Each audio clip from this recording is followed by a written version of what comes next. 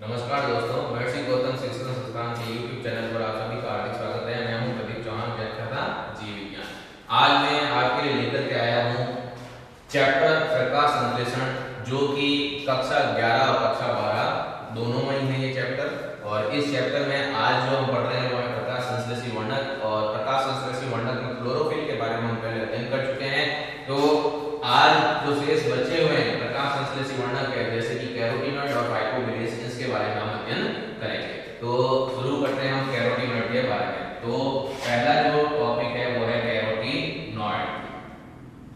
Carotenoids जो होते हैं इनको कहा जाता है सहायक वर्णक। क्या कहा जाता है इनको कहा जाता है सहायक वर्णक कहा जाता है। प्रकाश संश्लेषण में जो है ये सहायक प्रकाश संश्लेषी वर्णक कहलाते हैं।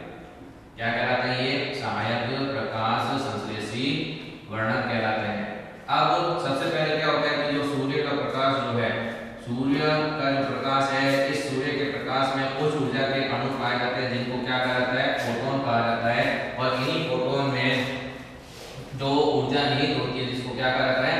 क्वांटम कहा जाता है। ठीक है। और ये जो ऊर्जा जो होती है ये सबसे पहले जो है ये कैरोटीनॉइड्स यानी कि जो सहायक वर्णक जो होते हैं, ये सहायक वर्णक इसको क्या करते हैं? अवशोषित करते हैं। और सहायक वर्णक से अवशोषित करने के बाद में ये जो ऊर्जा होती है ये ऊर्जा प्रदान कर दी जाती है किसको? मुख्य प्रकाश संश्लेषी वर्णक को। तो ये ऊर्जा इस प्रकार से जो है सहायक वर्णकों के द्वारा मुख्य वर्णकों में जो है स्थानांतरित की जाती है। अब कैरोटीनॉइड की बात की जा रही है, तो ये जो कैरोटीनॉइड जो है, कैरोटीनॉइड की जो खोज करता है उनका नाम है वैकेनरोडर।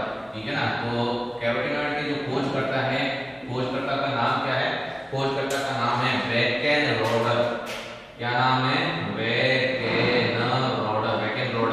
और वैकेनरोडर ने सन 1831 में जो है खोज की थी किसकी? कैरोटीनॉइड की। और खोज किसमें की थी? गाजर में। तो इन्होंने गाजर में लाल रंग के, कौन से रंग के? लाल रंग के वर्णक को खोजा था। लाल रंग के वर्णक को जो है खोजा था। और उसी वर्णक को क्या कहा जाता है? कैरोटीनॉइड कहा जाता है। क्या कहा जाता है? कैरोटीनॉइड कहा जाता है। तो गाजर में जो लाल रंग के वर्णक को खोजा था उसी को क्या नाम दिया गया? उसी को नाम दिया गया कैरोटीनॉइड। क्या नाम दिया गया उसको?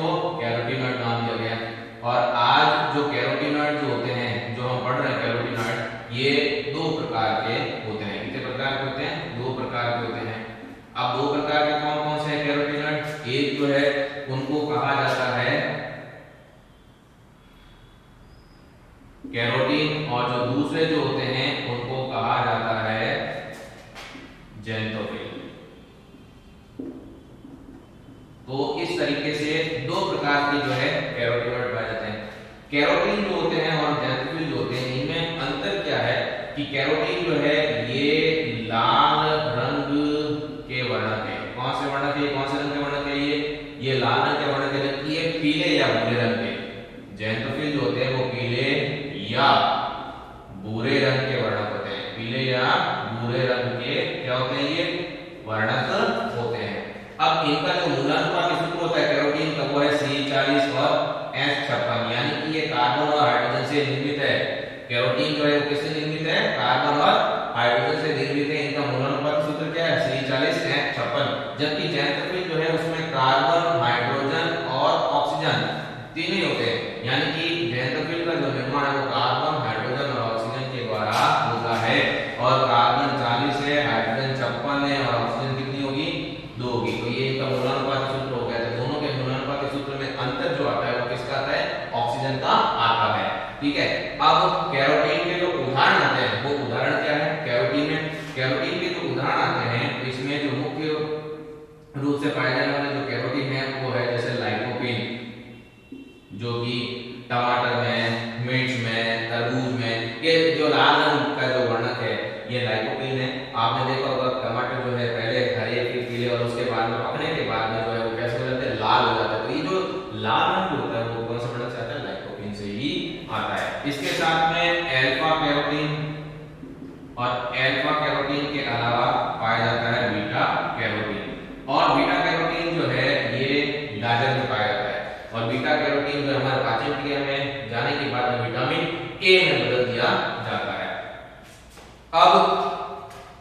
सर्वाधिक पाया जाने वाला जो कैरोटीन है हरे पादपों में, तो ध्यान दीजिएगा कि हरे पादपों में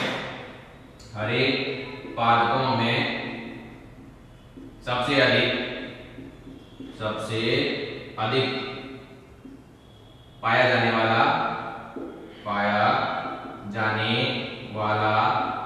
कैरोटीन जो है वो कौन सा है?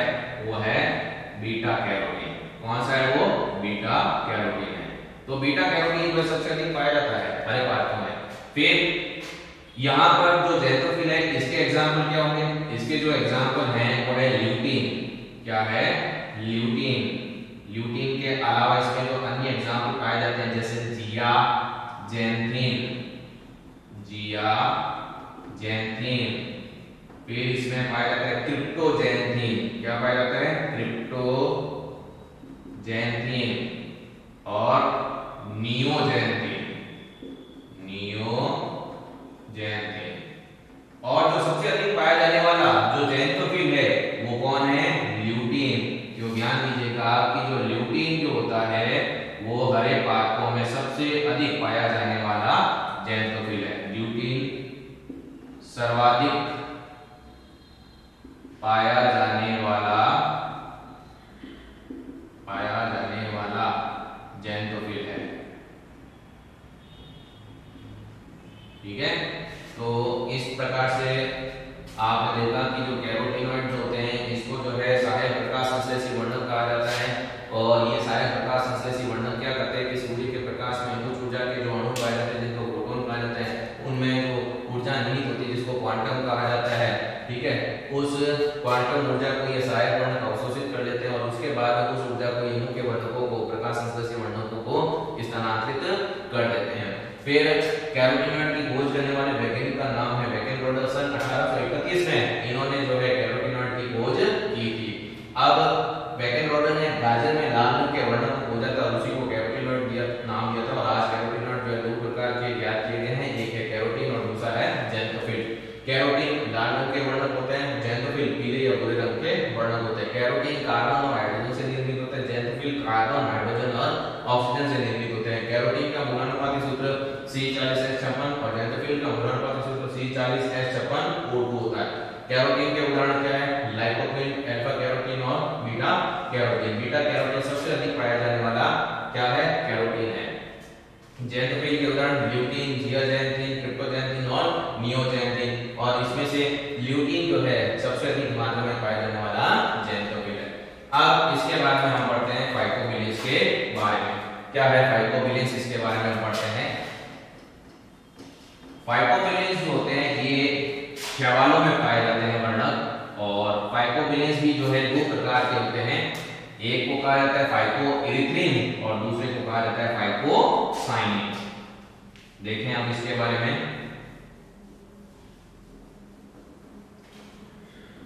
तो अगला जो वर्णक है उसका नाम क्या है? फाइकोबिलिन्स।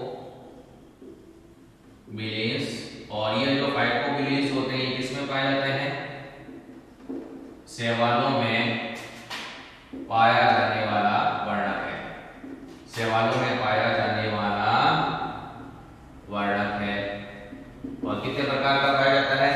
दो प्रकार का। कितने प्रकार का? दो प्रकार का पाया जाता है। दो प्रकार का पाया जाता है। अब दो प्रकार कौन कौन से हैं? एक है जिसको कहा जाता है फाइकोइरिथ्रिन,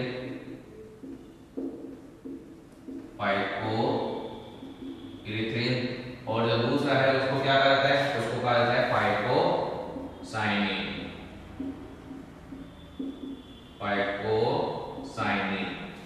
फाइकोइरिथ्रिन जो है ये कैसा वर्णक है? लाल रंग का वर्णक है। और फाइकोसाइनिन कैसे रंग का वर्णक होता है? ये नीले रंग का वर्णक है। नीले रंग का वर्णक है। अब फाइकोइरिथ्रिन जो होता है ये किसमें पाया जाता है? लाल शैवालों में। लाल शैवालों में जो रोडोफाइट्स में पाए जाते हैं। और फाइकोसाइनिन किसमें पाया जाता है? ये पाया जाता है नीले शैवालों में। ठीक है ना, जिसको नील हरित शैवाल या साइनोफाइसी में पाए जाने वाले जो शैवाल होते हैं उनमें जो है फाइकोसाइनिन वर्णक पाया जाता है। और इस प्रकार से प्रकाश संश्लेषण से वर्णक ये कंप्लीट हुआ। अब अगला जो टॉपिक आता है वो है प्रकाश संश्लेषण की प्रकृति। अब क्या है प्रकाश संश्लेषण की प्रकृति? सूर्य का प्रकाश जो हमें प्राप्त होता है वह विद्युत चुंबकीय तरंग है। क्या है? विद्युत चुंबकीय तरंग है। और इस सूर्य के प्रकाश में विभिन्न तरंगदैर्ध्य वाली जो है प्रकाश विकिरणें पाई जाती है, जिसमें से 390 से लेकर के 760 नैनोमीटर तरंगदैर्ध्य वाली जो प्रकाश विकिरणें का जो समूह पाया जाता है उसको कहा जाता है दृश्य स्पेक्ट्रम कहा जाता है, जिसमें हम देख पाते हैं। और इसी दृश्य स्पेक्ट्रम में जो है प्रकाश संश्लेषण की क्रिया भी होती है।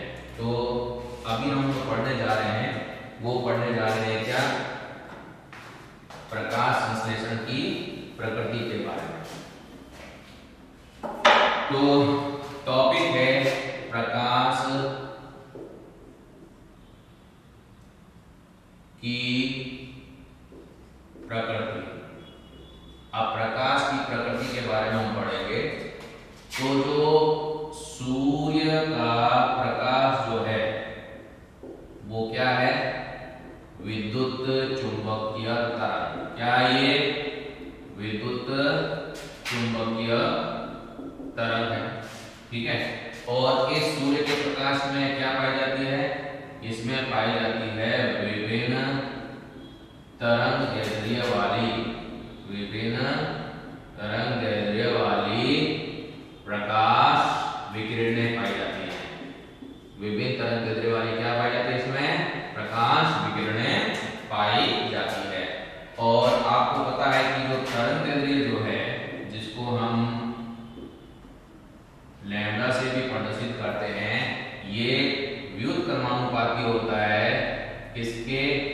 तरंग की ऊर्जा के। किसके?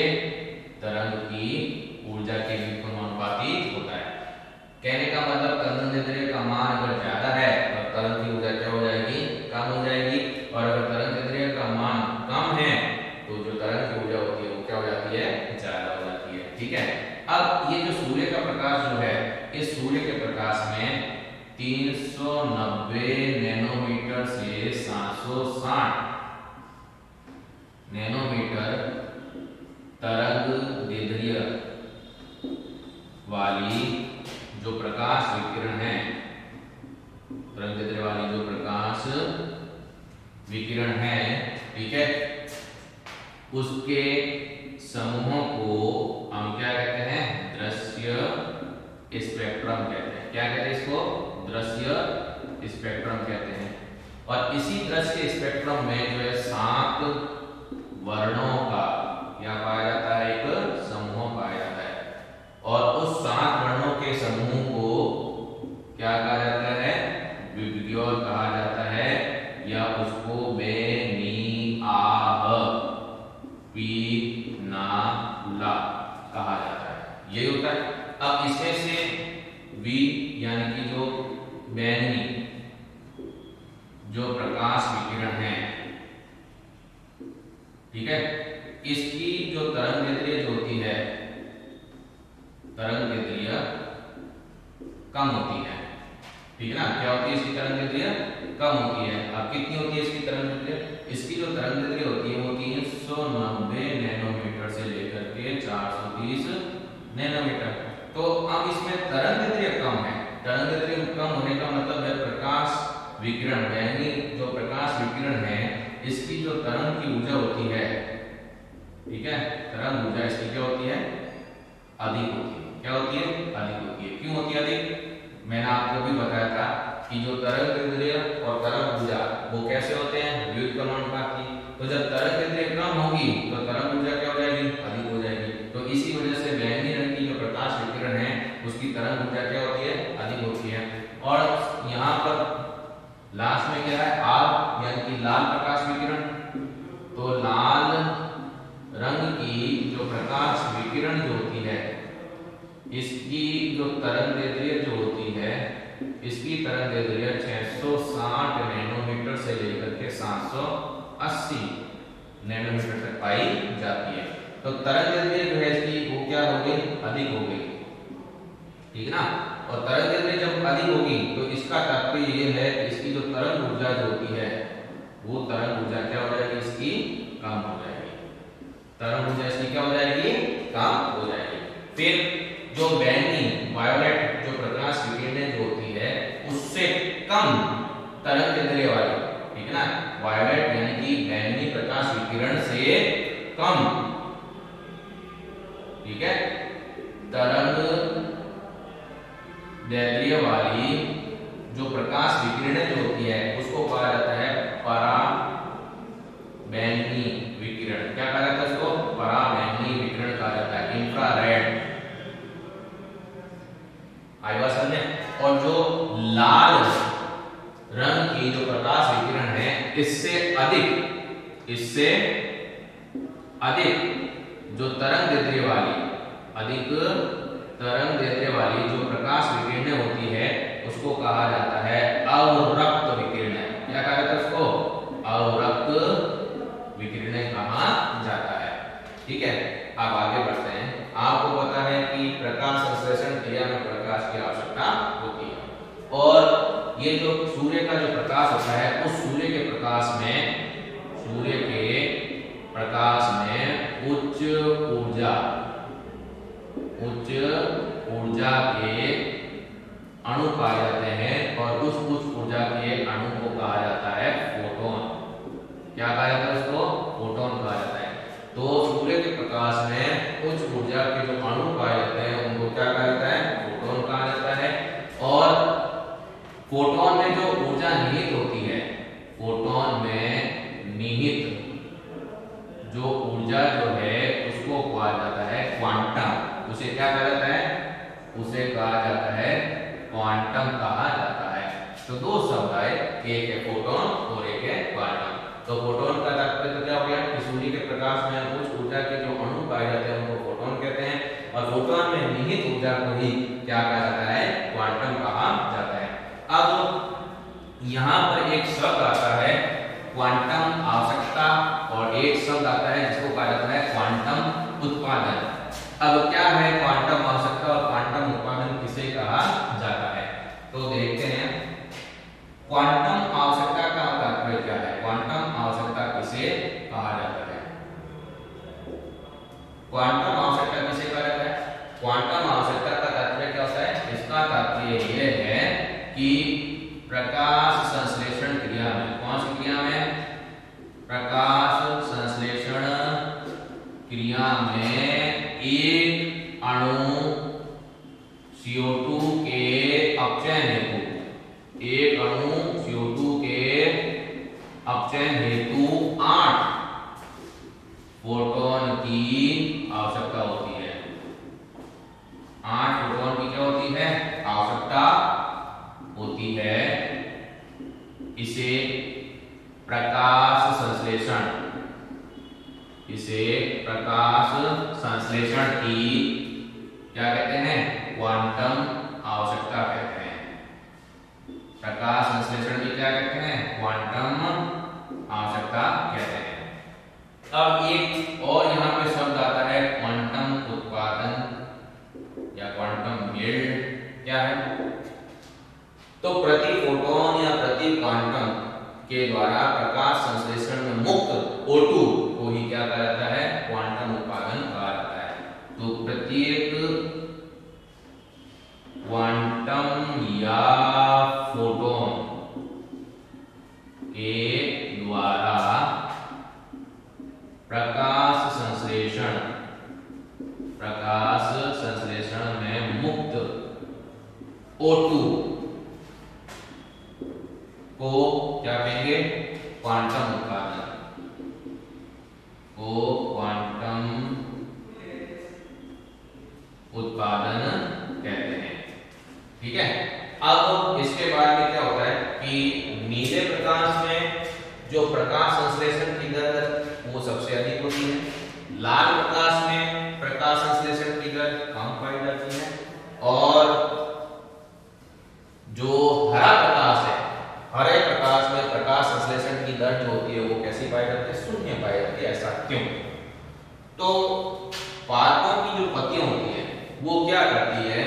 कि हरे रंग को छोड़ करके बाकी सभी रंग की जो प्रकाश विकिरण होती है उनको तो अवशोषित कर लेती है, लेकिन जो हरा रंग जो होता है, हरे रंग की जो प्रकाश विकिरण होती है उसको क्या करती है, परावर्तित कर देती है। तो चूंकि हरे रंग के प्रकाश विकिरणों का अवशोषण ही नहीं हो पाता, इस वजह से हरे रंग की प्रकाश विकिरण में प्रकाश संश्लेषण की दर होती है वो कैसी पाई जाती है, शून्य पाई जाती है। तो ध्यान दीजिएगा, नीले प्रकाश में, लाल प्रकाश में और हरे प्रकाश में जो प्रकाश संश्लेषण की दर है वो अलग अलग पाई जाती है। नीले प्रकाश में प्रकाश संश्लेषण की दर सर्वाधिक होगी, लाल प्रकाश में कम होगी और हरे प्रकाश में क्या पाई जाती है, शून्य पाई जाती है। ठीक है,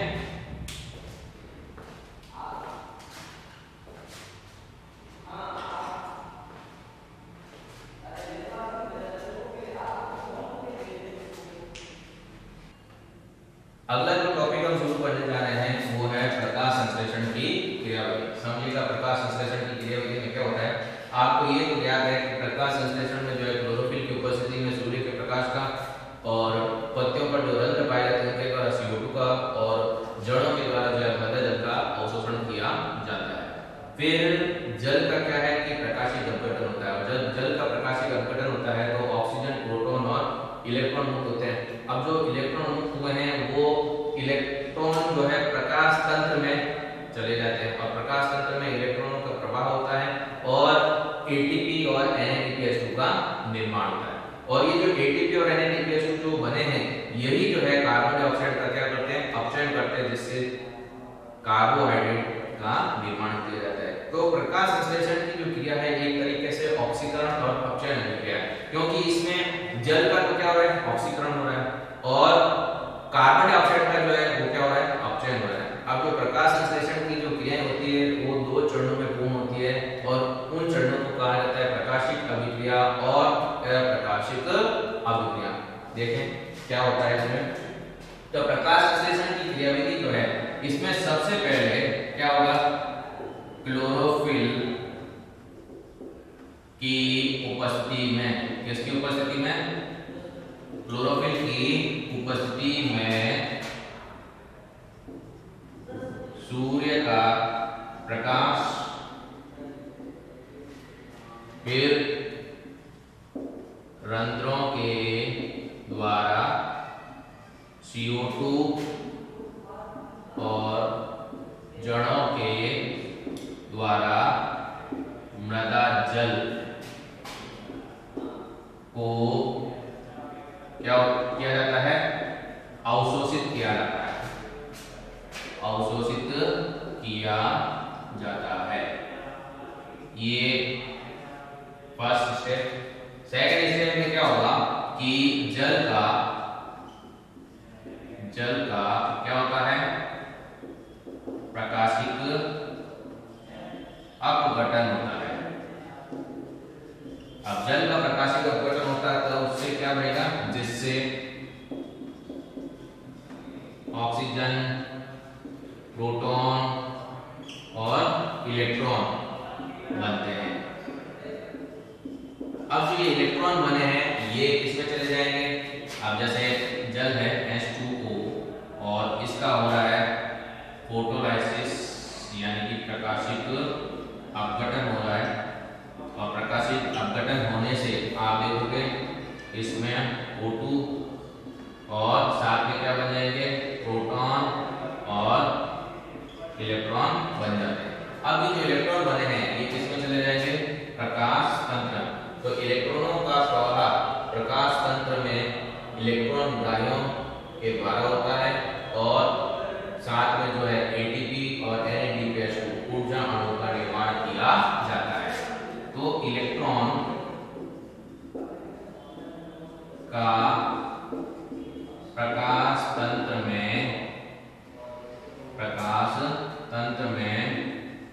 प्रवाह विभिन्न इलेक्ट्रॉन ग्राही द्वारा, विभिन्न इलेक्ट्रॉन ग्राहियों द्वारा होता है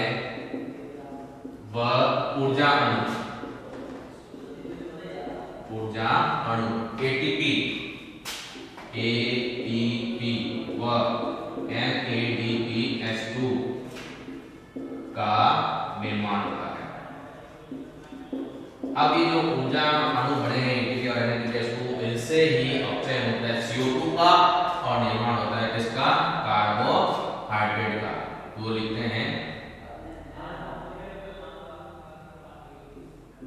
ऊर्जा अणु एटीपी व NADPH2 के द्वारा CO2 का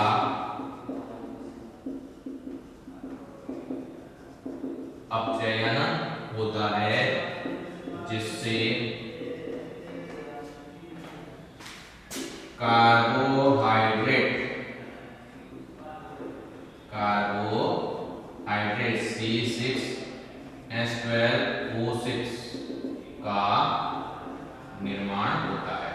तो हम देख सकते हैं कि प्रकाश संश्लेषण जो है ये इसमें ऑक्सीकरण और अपचयन दोनों ही क्रिया होती है, रेडॉक्स अभिक्रिया है। अतः प्रकाश संश्लेषण एक रेडॉक्स अभिक्रिया है। कैसी अभिक्रिया है ये? रेडॉक्स अभिक्रिया है। इसमें जल का तो क्या होता है? ऑक्सीकरण, जल का ऑक्सीकरण व CO2 का क्या होता है? अपचयन होता है।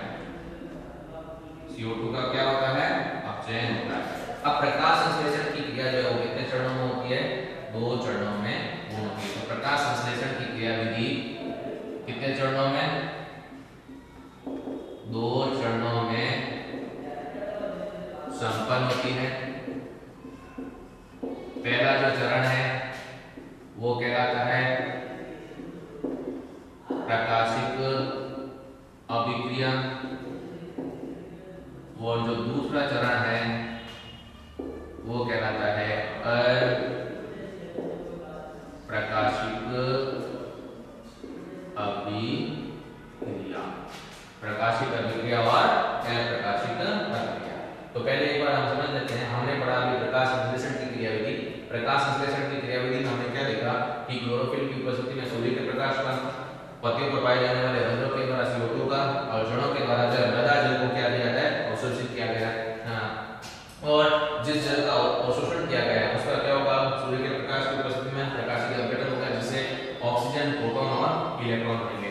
ये इलेक्ट्रॉन बनने के बाद प्रकाश तंत्र में चले जाते हैं और प्रकाश तंत्र में इनका प्रवाह होता है विभिन्न इलेक्ट्रॉन कैरियर के द्वारा, और ऊर्जा अणु यानी कि एटीपी और NADPH2 का निर्माण किया जाता है। और यही ऊर्जा अणु एटीपी और NADPH2 जो है CO2 का क्या कर देते हैं? अपचयन कर देते हैं, और जिससे कार्बोहाइड्रेट का निर्माण होता है। तो कहने का मतलब ये हुआ कि जो प्रकाश संश्लेषण की क्रियाविधि एक रेडॉक्स अभिक्रिया है, क्योंकि इसमें ऑक्सीकरण भी हो रहा है और अपचयन भी हो रहा है। ऑक्सीकरण किसका होता है? जल का। और अपचयन किसका होता है? CO2 का। और CO2 के अपचयन से ही निर्माण होता है किसका? कार्बोहाइड्रेट का। अब हम पढ़ने जा रहे हैं कि प्रकाश संश्लेषण की जो क्रियाविधि होती है वो 2 चरणों में संपन्न होती है। और 2 चरण के नाम क्या है?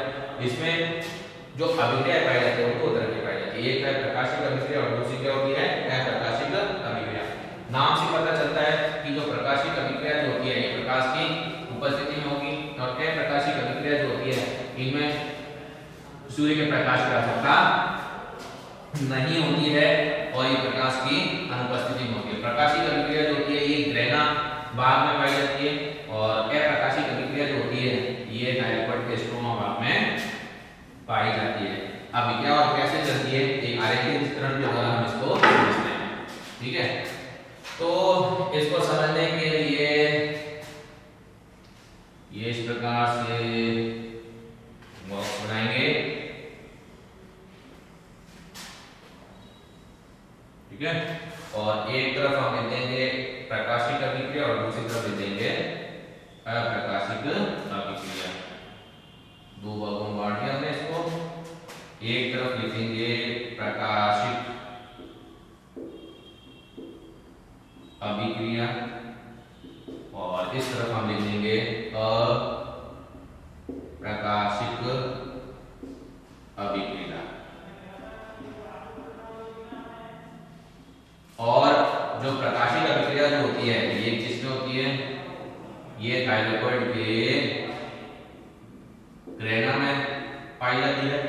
और अप्रकाशिक अभिक्रिया जो होती है ये किसमें पाई जाती है, ये थाइलेकॉइड के स्ट्रोमा में पाई जाती है। थाइलेकॉइड के किसमें पाई जाती है, स्ट्रोमा में पाई जाती है। अब इसमें सबसे पहले क्या होगा कि जो जल होता है, ठीक है, अब यहाँ पे जो सूर्य का प्रकाश, सूर्य का प्रकाश ये है और ये जल यहाँ जा रहा है, तो अब इस जल का क्या होगा, इस जल का सूर्य के प्रकाश की उपस्थिति में प्रकाशिक अपघटन होगा। और जब प्रकाशिक अपघटन होगा जल का, तब आप देखोगे क्या बनेगा, आप दो प्रोटॉन और दो क्या बनेंगे, इसमें इलेक्ट्रॉन बन जाएंगे। अब ये जो इलेक्ट्रॉन है ये चक्रीय तथा अचक्रीय जो फास्फोरिलीकरण है, ठीक है ना, उसमें ये चले जाएंगे। तो चक्रीय व अचक्रीय प्रकाश फास्फोरिलीकरण में इलेक्ट्रॉन का प्रवाह और अंततः जो है निर्माण होता है किसका, एटीपी का और NADPH2 का। तो यहाँ पे बन जाएंगे एटीपी बन गए और साथ में NADPH2। ये जब ऊर्जा अणु बन जाते हैं तो ये ऊर्जा अणु बनने के बाद में प्रवेश कर जाते हैं किसमें, स्ट्रोमा भाग में। और स्ट्रोमा भाग में कौन सी क्रियाएं चलती है, अप्रकाशिक अभिक्रियाएं चलती है, ठीक है। अब ये जो O2 बनी है, ये O2 क्या हो जाएगी, ये O2 जो है मुक्त हो जाएगी। आई बात समझ। प्रकाशिक अभिक्रिया में हम क्या देखते हैं कि यहाँ पर जो है CO2 कार्बन डाइऑक्साइड, ठीक है, इस कार्बन डाइऑक्साइड का जो है अवशोषण किया जाता है सबसे पहले RUDP के द्वारा, राइबोज बिस फॉस्फेट के द्वारा जो है इसका क्या किया जाएगा, अवशोषण किया जाएगा। तो ये CO2 आ गई और RUDP ने इसको सबसे पहले क्या किया, अवशोषित किया, ग्रहण किया। और यहाँ पर जो है PGA फास्फोग्लिसरिक एसिड बनेगा।